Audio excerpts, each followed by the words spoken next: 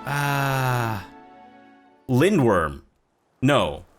It was something to that effect. And I think we were level 7 or so when we tried fighting that thing, but we're level 9 now, so hopefully we can actually see how we perform against it. And it's in there, right? Sure. But you know what? Let's actually end the episode off here for now. We'll come back tomorrow, and I guess we'll check out the Lenorm. That's what it's called, the Lenorm, not the Lindworm. Good grief. Yeah, we'll go check out that thing and see how we fare against it now that we're a little bit better equipped and have also Knock Knock on our team. Though I do wonder if maybe I should have rested before we... I think we'll be fine, hopefully. Alright, so for now, thanks for watching and... thank you, Fabrosi. So thanks for watching and have a good breakfast.